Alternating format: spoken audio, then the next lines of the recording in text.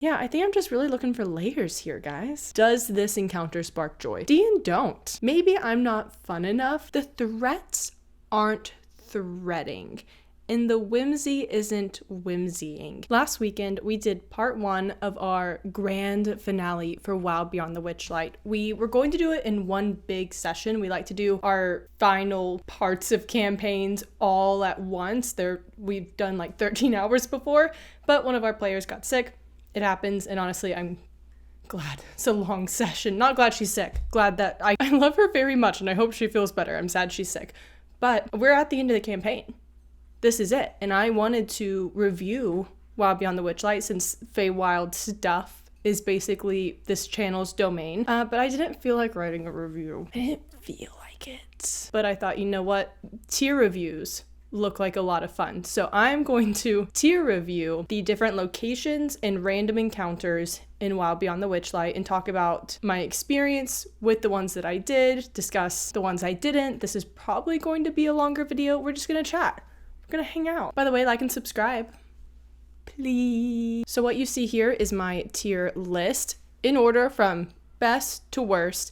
At best, I have no notes, as in I played it as is or would play it as is. It's great. I played it to the book and I loved it and everyone else loved it. Next is solid. It was good. Maybe there's 1 or 2 things I wish I'd changed or added. Maybe 1 or 2 things I think they could have changed. Or it was just a good encounter. You know, sometimes they're just good. Not everything's gonna be great. Next, it's something. It's there. It's not fun. It's just not one of those showstoppers, you know? And then you've disappointed me. And I don't like to be disappointed. Something could have definitely been added here. It was lackluster. It's just, I'm disappointed. And finally, D and don't.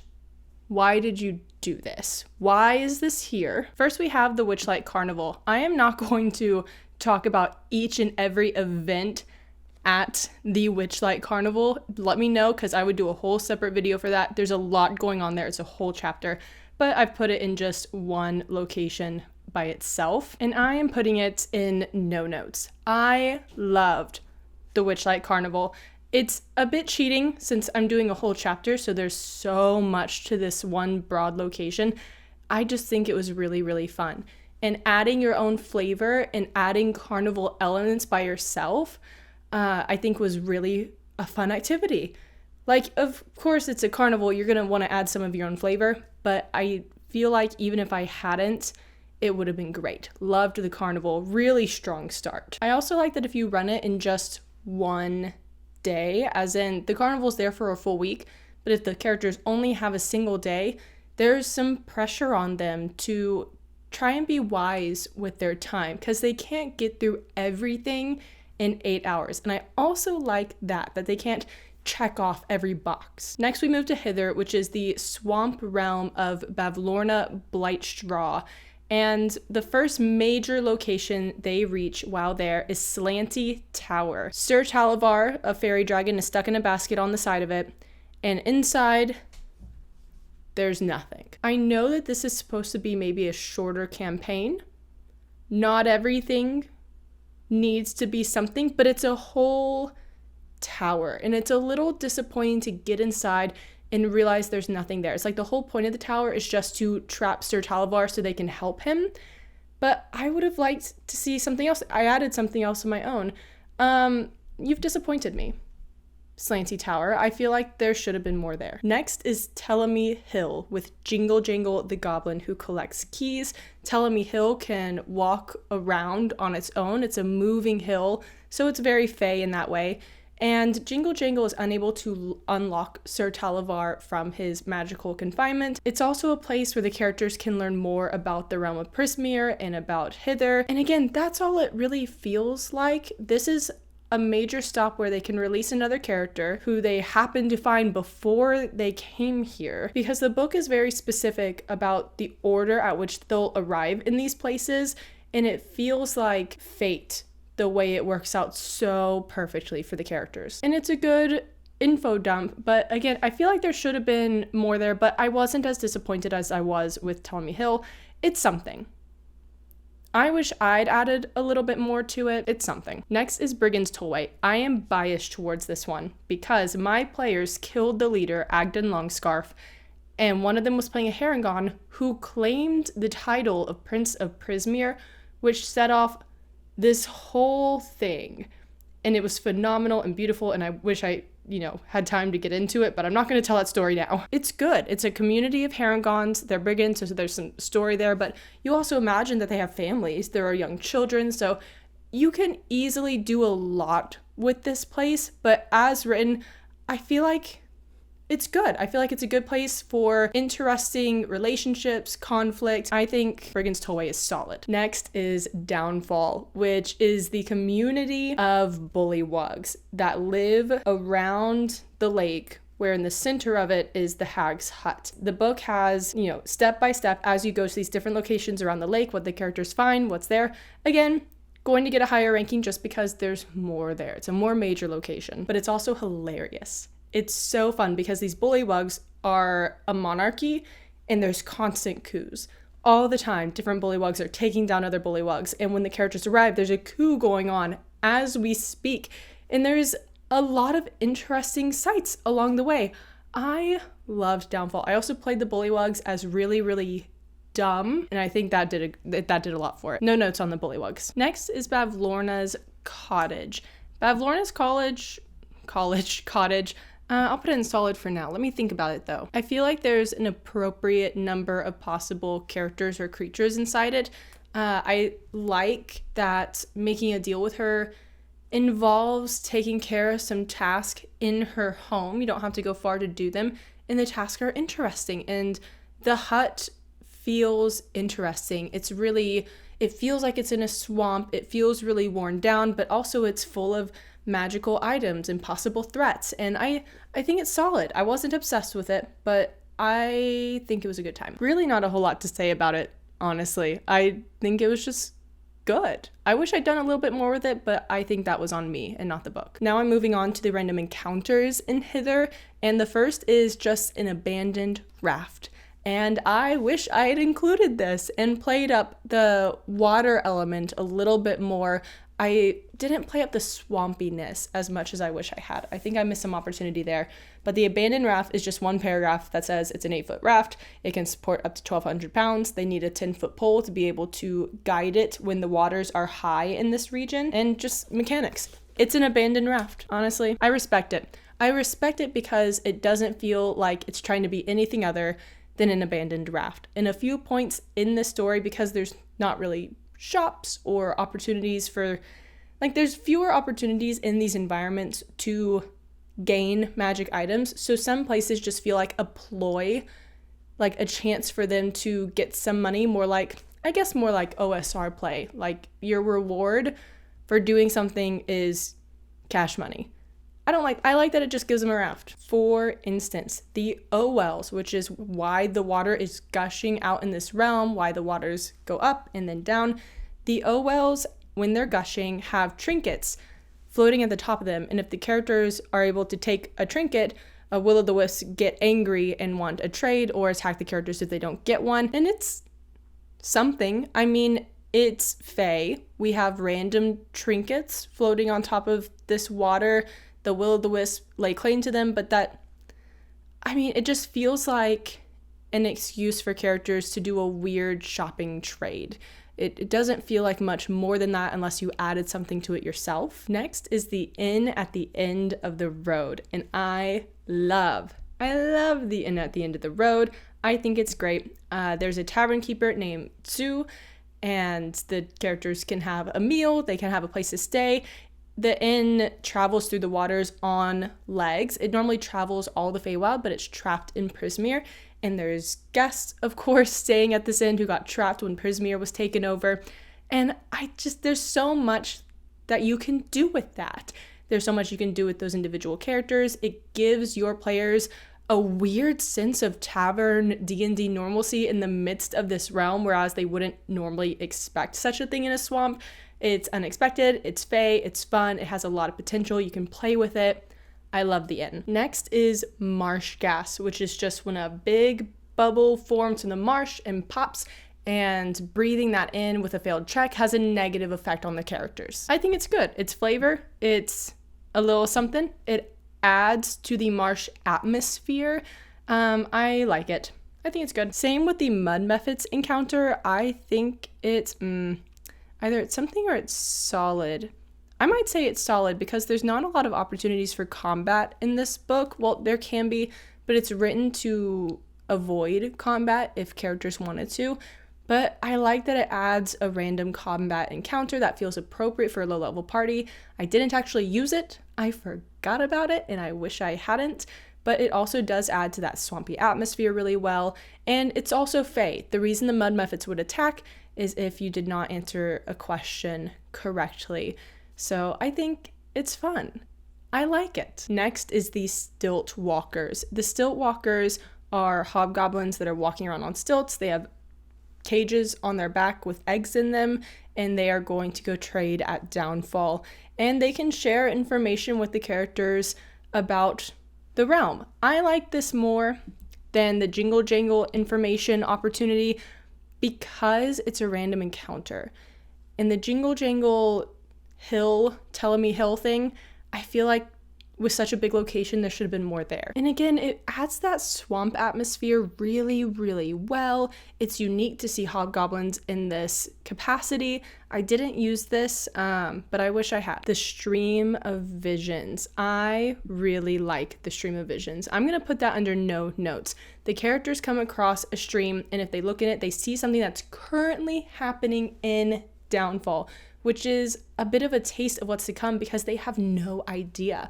And it can create some of that intrigue. And again, it's very Fae.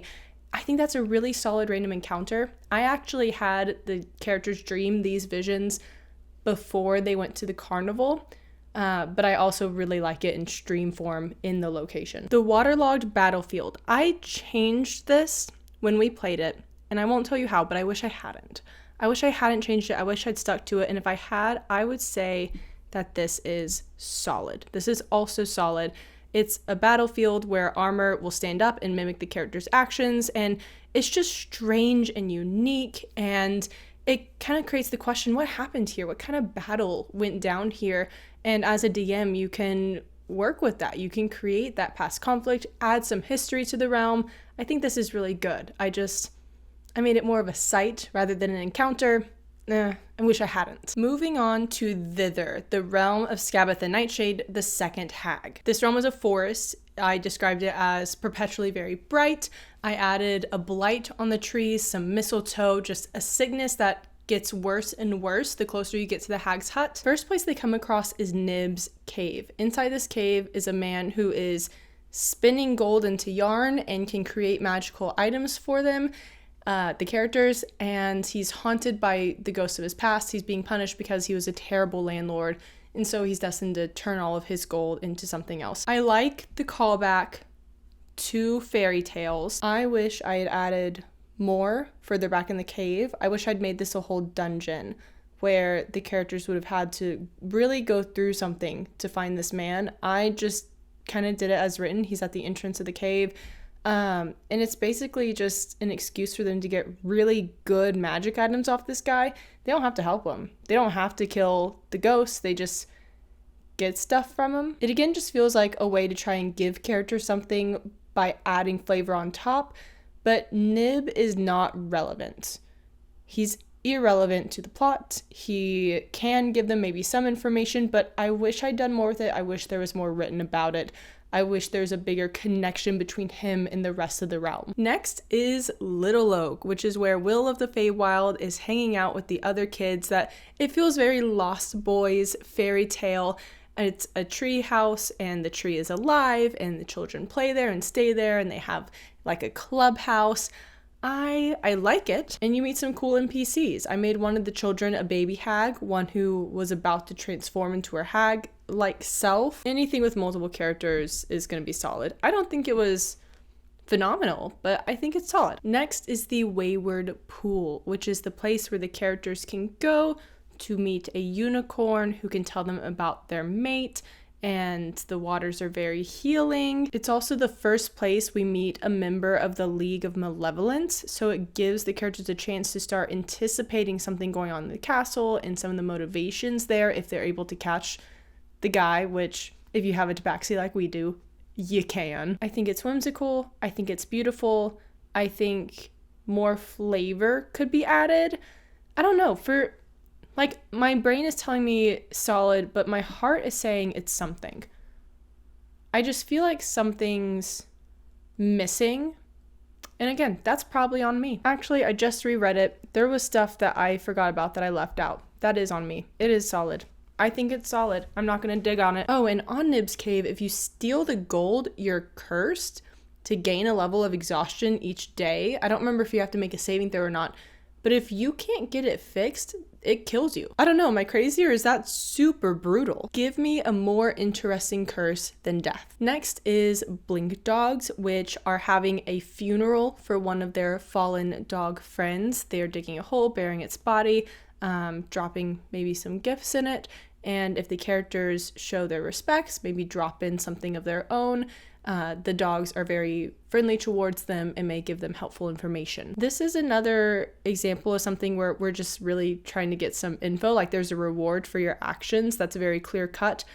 But I also think the reward is emotional, feeling like you've done something right and it's unique. And I like that it's unique. I like that it's different. I like that it feels fey.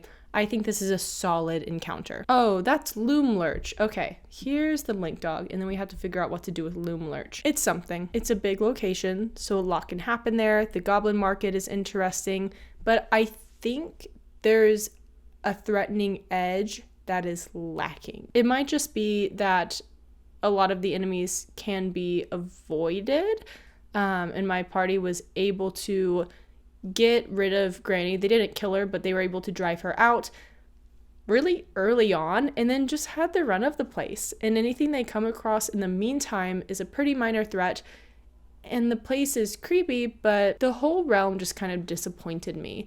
It didn't feel as fey as it could. There were clearly fey creatures. There were moments in there where you could tell they were doing something, but there's an edge to the Feywild in my mind because of literature. There's an edge to the Feywild that's really missing from this book, and especially from thither. A big criticism I have of Fey media is the nice fairy or the pixie with the bad attitude. Everything feels too defined. There's not enough mystery.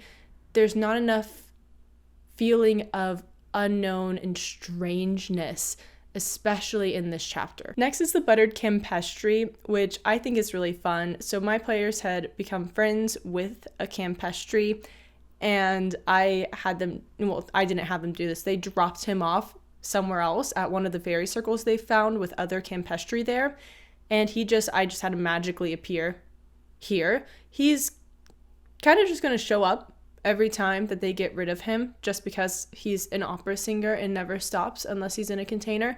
So they find this campestry that they've tried to keep safe. His name's Giorgio, and he's buttering himself and preparing himself for a meal, but doesn't realize it. A goblin just told him to bathe, and they're astonished and shocked, and they're able to shut the whole thing down, warn the campestry, stop the goblin, get some information out of it. I think it's solid. I think for what it is, a little encounter, I think there's enough that is interesting and humorous about it. It's intriguing enough, and it still has the potential to help the characters, especially if they help this campestry. But again, that emotional reward, where even if they didn't get information from it, they would feel good about saving this innocent creature. I feel like I'm learning a lot about myself. I need there to be emotional reward for D&D. The centaur, I actually completely forgot about this encounter until listing out everything that I needed to talk about for this review. His purpose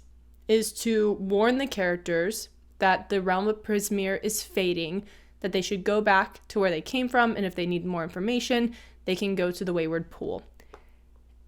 And that's it. I mean, who is this guy? Who is he? His clan left. What else is there? He just exists to be a warning? Maybe I'm being hard on this guy, but this just feels very unnecessary. It just feels like an excuse to put a centaur in the book because that's very Fae. I think this was an opportunity. I think I'm disappointed because this was an opportunity for the book to describe Prismeer as it was, so the characters get a better view of what it is they're saving.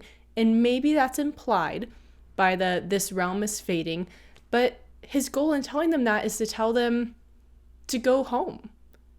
And I get that he's warning them, but it could have been, this realm is fading, here's what it used to be like. It could have been an opportunity for the writers of this book to create a description of what it once was, and he's encouraging them to leave it, but they're encouraged by this encounter. They want all the more to save it because they know what it was, which might just be the DM's job.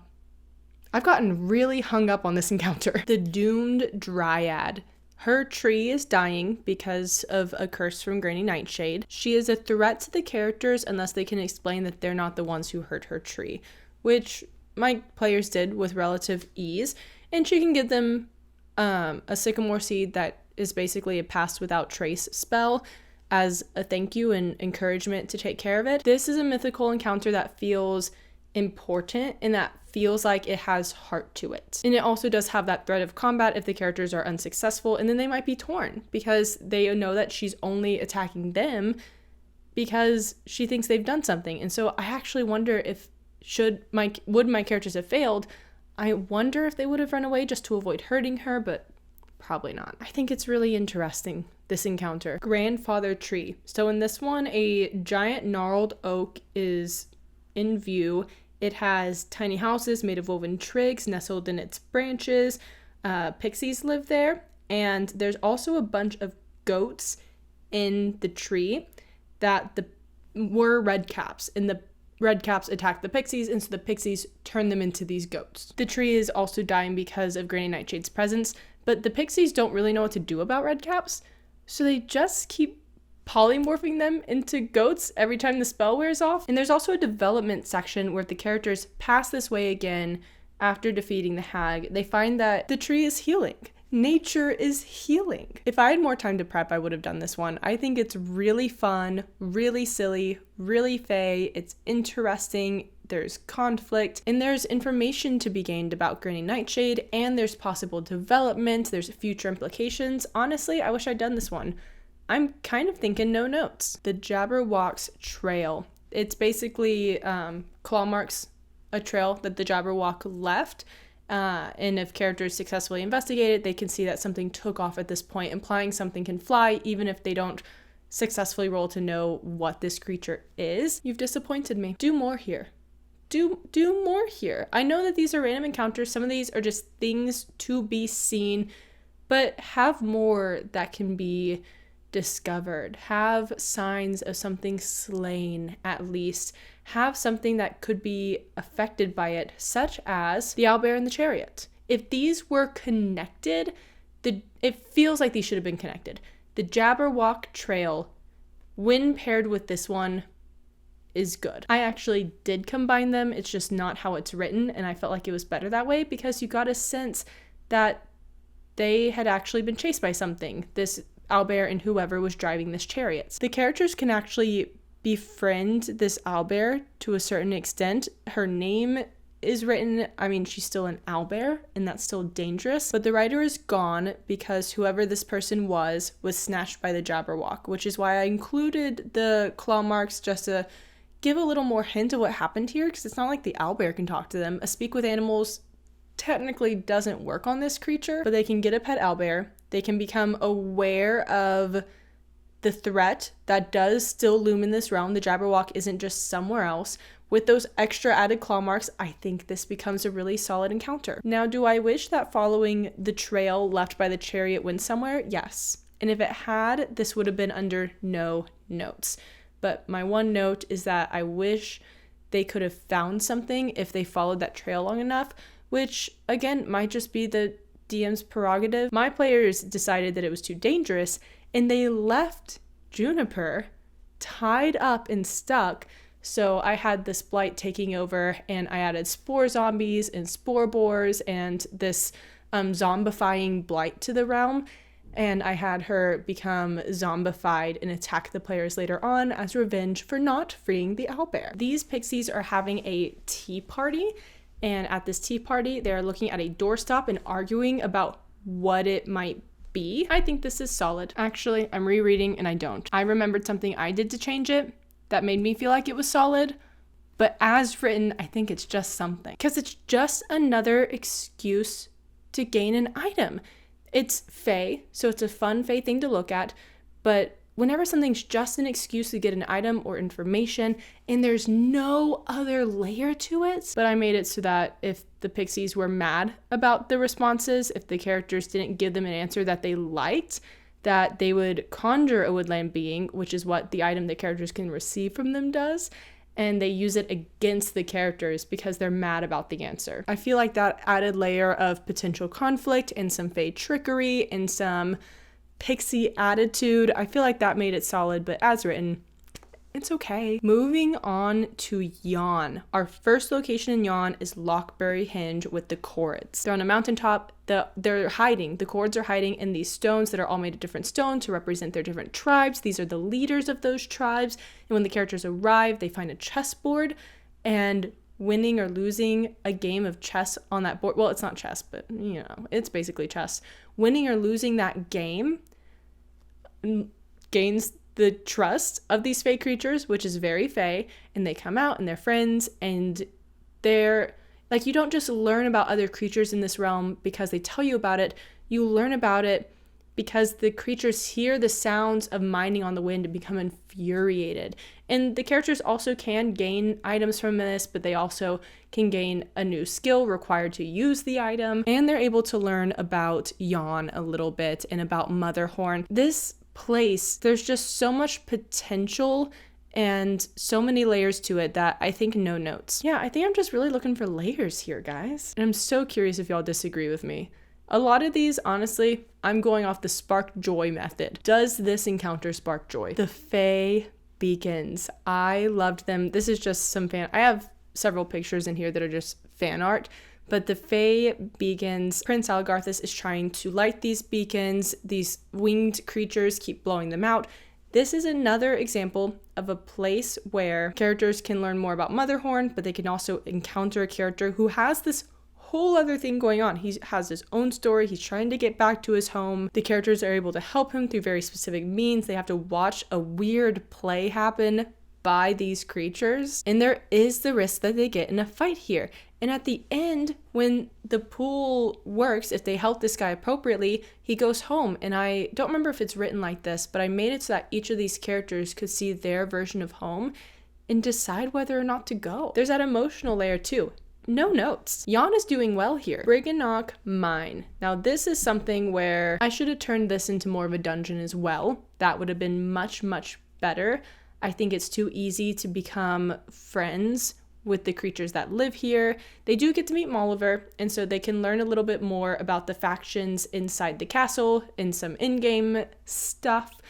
But it's just a way to get into a way to get into Motherhorn that's not the front door is what I think it really boils down to. It's disappointed me, but I think I've probably just disappointed myself by not taking advantage of what this could have been. Random encounters. First, the Astronomer's Throne, which is a throne with a, not poem, but it's poem-like inscribed into it, and if you sit down and do so for an hour, you fall asleep, and the character who does it can gain proficiency in a new skill. There's no explanation to this one, but I feel like it's no notes. The reward is unique, and I think is very exciting for the player who receives it, who has the guts to sit on this throne and is just, the party's not doing anything for an hour, just hoping they're okay. And I like that you can't identify it, because identify requires touch, and so the characters can't know what this is. Again, it feels like that little bit of lore of this throne, we kind of know who it belongs to. Why is this throne here? Why is it in the middle of Yon? I think it creates some really good questions, and that's why I love this encounter so much. I didn't talk about Motherhorn. I think Motherhorn is solid. You know what? It's not no notes, because why are Darklings there? Why are so many darklings there? I don't think I got, and again, some of this stuff has to be up to the DM. Like at some point I would have to decide who these people are, but they just felt like bodies to put in the room. And I think if there was more to the darklings that we were given, it would have been no notes. I mean, I get they're there to try and discover their future because that's Indolin Moongrave's whole thing is divination, but they're just reading books in a library at the end of the day. The giant goats, there's 3 of them. They can give prophecy. They expect something in return.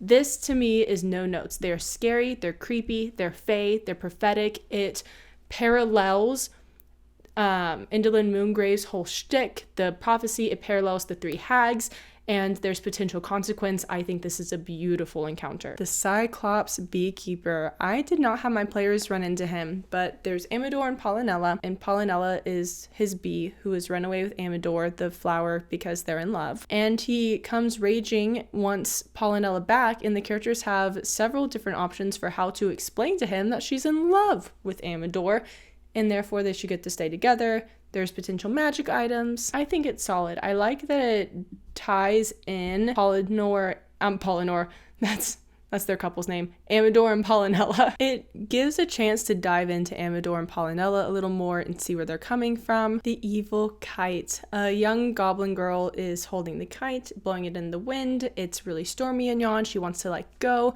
but she can't because she'll turn into something old, an old woman, because of Indolin Moongrave. Didn't use this one.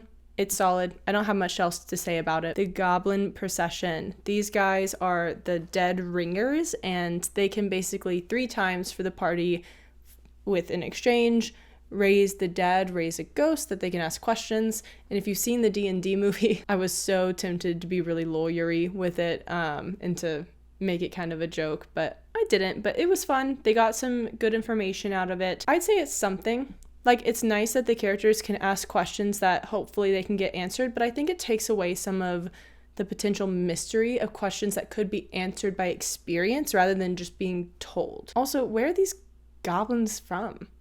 Why are they here? The Goblin Shadows are shadows separated from the goblins by Indolin Moongrave. They like to follow the characters and mimic them or make threatening gestures.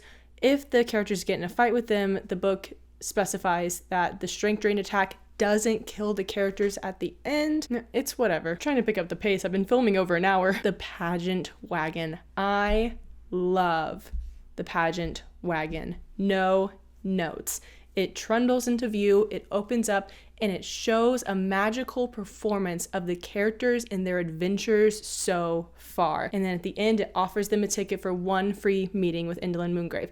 Love it for so many reasons. 1, it's weird, it's creepy, and also it gives the characters that fear of, we've been watched.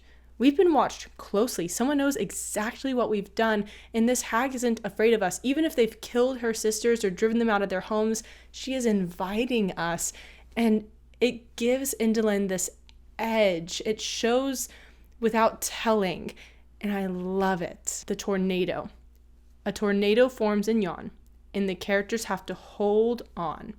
And if they don't, if they fail a group strength check, there is a chance that they get whisked away somewhere else entirely. They could go to somewhere in thither, be dropped out outside Briganock Mine, Lockberry Hinge, Fey Beacons, outside Motherhorn, on the stage in Motherhorn's amphitheater, or in the gardens of the Palace of Heart's Desire. And don't. If your group is looking for chaos, and if they're not going to be thrown off by this, great. But in my head, unless there's a reason for them to be going back and forth to certain places without having accomplished certain things first, or just skipping ahead to the palace, that's crazy to me. Maybe I'm not fun enough. Maybe I should have actually done this just to see what would happen, make the story more interesting. If this happens, and if, let's say, they end up at the Palace of Heart's Desire, they're just skipping a whole hag, because the hags aren't necessarily going to be at the Palace of Heart's Desire when the party gets there, especially if that occurs, and so they just become irrelevant at that point in the story for the last chapter. And also, if they've accomplished what they wanted to accomplish in these other realms, this means they have to travel through again. And why? You're just picking up their piece, putting it back and telling them travel that far again for no reason and probably no benefit. Like, you would have to add a really good reason and probably predetermine the role. I just don't get this one. And how demoralizing could that be to these characters and the players? I mean, maybe that's the reason to do it. The Palace of Heart's Desire, which again, we're only halfway through, but I'd say they're about 60% of the way through the castle, and I've read the whole chapter for everything else in it. I know that a lot of people have reworked the palace to make it more Fae-like, added stuff to it. I am playing it true to book. If you saw my video last week, you know that I built the whole thing. If this wasn't a finale location, I think I would put it in Stolid. But because it's supposed to be a finale, the threats aren't threading. And the whimsy isn't whimsying. It's an archfae's castle. And there's stuff that is harder to access than I think it should be. And I'll explain what I mean by that more specifically in a minute. But there's other stuff like the Jabberwock, like the Cauldron, like Zybilna, who you can access really easily and really fast. And maybe that's a good thing because it gives characters more of a chance to start a fight early. Just get straight to it, try to free Zybilna as quickly as possible. But if they are certain about her true name, or at least know a few options and are willing to guess, and spend a few rounds doing it, they can free her without a proper Jabberwock fight, without even encountering the League of Malevolence, without freeing anyone else. I just feel like there's a too easy of an out that doesn't allow them to embrace this location. Like, it feels like the castle was written to be a little unnecessary. It has fun rooms and fun elements, but a lot of it just feels a little lackluster compared to what it could have been. Also, the center part of this, okay, here's the last thing I'll say. The center part of this castle, have any of you run the finale? Because how do you get there? There's 4 floors. In a whole other part of the castle, there's like a lever situation you can pull. And if you do it, anyone standing in that room is transported to a study, which is on the 2nd floor. So that's how you get in. You're teleported. There is no way out. Technically, this tower is surrounded by a storm, and if I made it high winds, I made it it's a vortex, as written.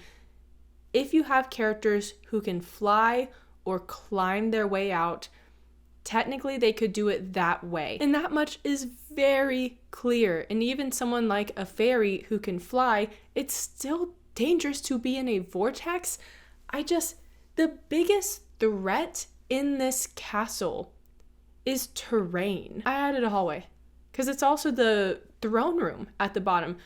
And there's no way for guests to get into the throne room unless Zybilna or someone else magically teleports them inside it to see her, which seems like a waste of resources. Or if they go into the secret space and pull these levers that clearly no one's supposed to know about, and that's how they get there. My camera's telling me I am running out of space, so it's a good time to wrap it up. Say hi to Beans. And yeah, those are my thoughts. Let me know if you have any of your own. I have a Discord and a Patreon, links below. If you've made it this far, thank you for listening to my thoughts. Please share your own. I hope you have a great whatever it is, and I will see you next time.